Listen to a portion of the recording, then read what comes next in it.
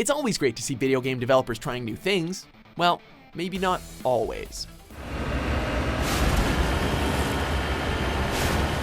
Welcome to WatchMojo.com, and today we're counting down our picks for the top 10 good concepts in video games that were badly executed. Thermal imaging shows the Arkham Knight's tanks are unmanned and controlled remotely. You're clear to engage. For this list, we're looking at ideas in video games that players were excited to play because they sounded innovative, intriguing, or original, but turned out to be disappointing upon release. Number 10. Aiming Controls, Star Fox Zero. Fans of this classic space shooter series were highly anticipating Nintendo's latest outing, which received a mixed reception to say the least. One of the most highly criticized aspects was the aiming system, which required players to use a first-person view on the Wii U gamepad simultaneously with a third-person view on the television screen.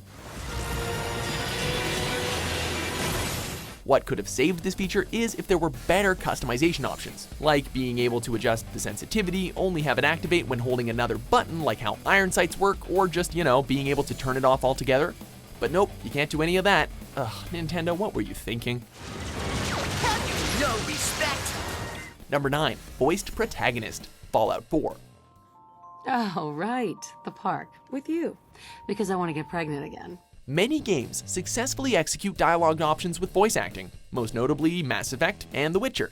But fans of those games have already become accustomed to playing one predetermined character, less so with Fallout. In my secret club, the code phrase is just 2 words. Awesome and me. In a series that was long hailed as an extremely open-ended role-playing experience, giving your character a single voice per gender really shattered the illusion of character choice for many die-hard fans. Obviously the way we did some dialogue stuff, that didn't work as well. Add to that the fact that many fans didn't enjoy the choice of voice actor and felt that the dialogue options were often very opaque and rather boring, and it looks like many people would have just preferred the strong silent type for their Wastelander. What's your response? I'd grab a pipe and knock him out. A pipe, you say? Number 8. Activity-Based Progression System, Final Fantasy II. While Final Fantasy may be one of gaming's most iconic series, it certainly isn't without a few slip-ups. The growth system in the series' second installment utilized a system wherein abilities grew stronger the more they were used, somewhat akin to the way the Elder Scrolls series works.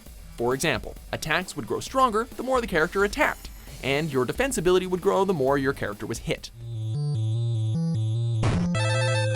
While this definitely makes sense in theory, it became frustrating as all spells leveled up individually rather than all together. And it also created a really easy loophole that allowed party members to simply attack each other in order to easily level up. While it's admirable for such an early RPG to try to mix up the formula, it's no surprise that this format never resurfaced in the series. Number 7. Reading Suspects' Faces, L.A. Noire. What do you know about a competition for families to win free vacations to Catalina Island?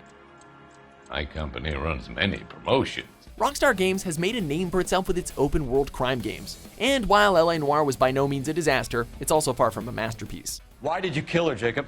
Things will go better if you come clean about it.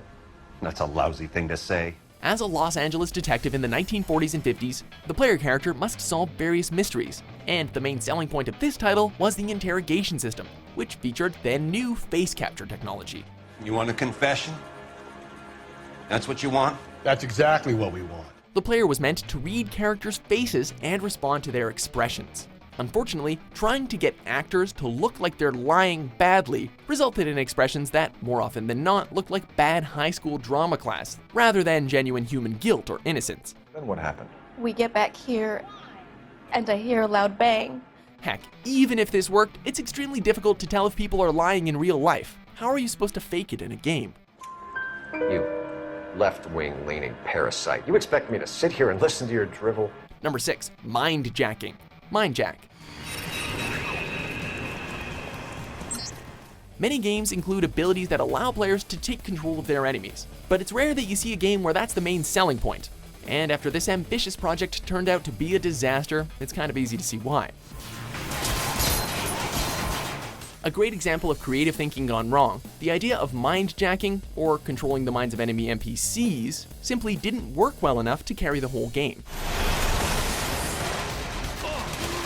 Basically, the two big reasons why the concept fails so hard is that the controls for taking over enemies are extremely sloppy, and the AI in the game is so mind-blowingly dumb that sometimes they'll get themselves killed before you can even take them over. What's the point? Number 5. Building houses. The Elder Scrolls V Skyrim Hearthfire. This add-on DLC for Skyrim revolved around the ability to create and customize houses with found materials, and have a family. I know it's not much, but I found a few pretty things. Allowing players to have more creativity sounded like a great idea, but the customization was extremely restrictive, and construction was just plain boring. Houses were, for the most part, restricted to pre-made models, and while you could add furniture, you couldn't choose where it went, but rather you just chose simply whether or not it existed.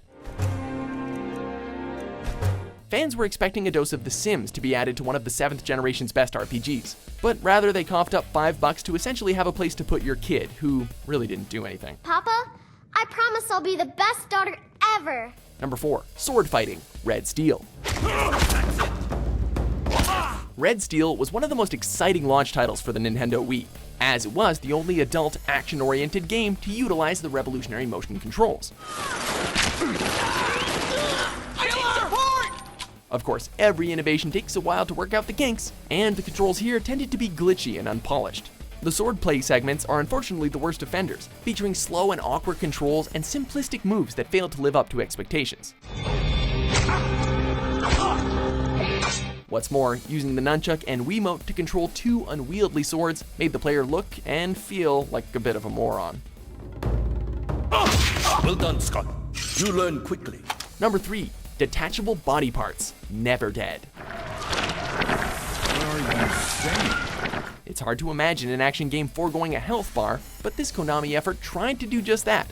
Instead of a health bar, the player character, who is a cursed demon hunter, loses body parts based on how much damage he takes, forcing the character to run around the battlefield collecting disembodied limbs.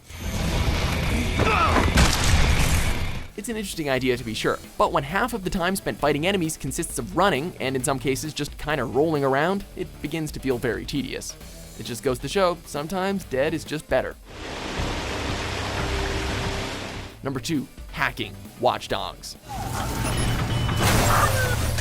Watch Dogs was marketed as a Grand Theft Auto style game, but with a twist. The character was able to hack computers and machines in order to manipulate the environment and progress through missions. 2 on, 2 out, folks. Something's gonna give soon, and it could go either way.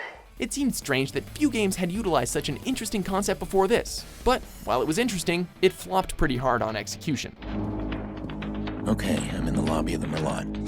All right, let's do it. The hacking minigame basically boiled down to holding down a button or solving a simple rotation puzzle, which essentially gave the player way too much power over the environment without really having to try to learn or use any skill.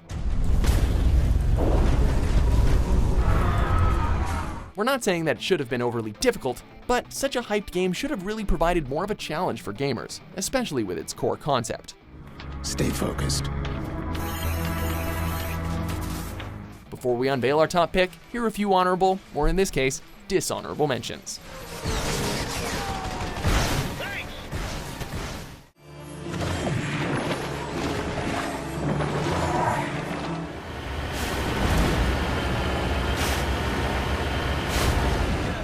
With all due respect, sir. My respect means you shut your goddamn mouth and follow your orders. Actual out. Number 1. The Batmobile. Batman Arkham Knight.